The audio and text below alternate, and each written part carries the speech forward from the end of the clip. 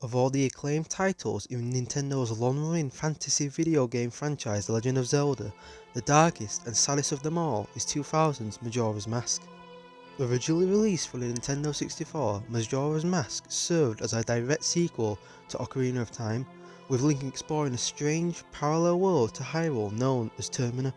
With the sinister Mask Majora possessing a Skull Kid to help bring about a lunar apocalypse, the anonymous Mask is one of the most memorable, terrifying primary antagonists in any Zelda game. However, one fan theory makes Majora's Mask an even darker story.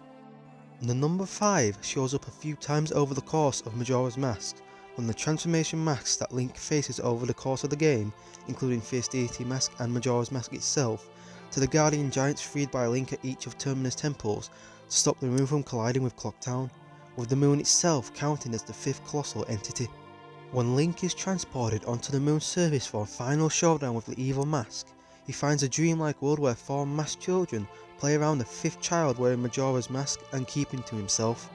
This suggests the game could be an exploration of the 5 stages of grief with a twist that each of the transformation masks are the trapped soul of a recently deceased figure within Termina.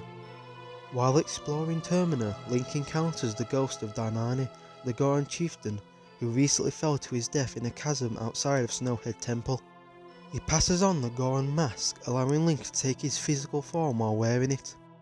Later, Link finds a dying Zoran musician Miyaku, who was mortally wounded trying to rescue his sister Lulu's eggs after they were stolen by Gerudo pirates.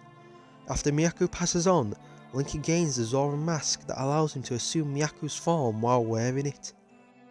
In the prologue and epilogue, a lone Deku scrub is seen transformed into a tree, suggesting the Deku mask the possessed Skull Kid cursed Link to wear was also a deceased character. This revelation hints that each of the transformation masks is the soul of each of the figures Link transforms into, literally transforming into a dead character. In regards to the 5 stages of grief, the Deku Scrub will represent denial, as the Scrub is revealed in the epilogue as the son of the Deku Butler, who refuses to believe his son is dead until he finds his body. Damani represents anger, with the Goron unable to find peace as a ghost and frustrated he couldn't find a way to save his people. Miyaku represents bargaining, with the Zora pleading with Link to recover the stolen eggs from the Gerudo. Majora itself represents depression, exemplified when the boy wearing Majora's Mask on the moon refuses to play with the other children. Finally, the Fierce Deity Mask represents acceptance, with Link channeling its immense divine power as the ultimate weapon against Majora.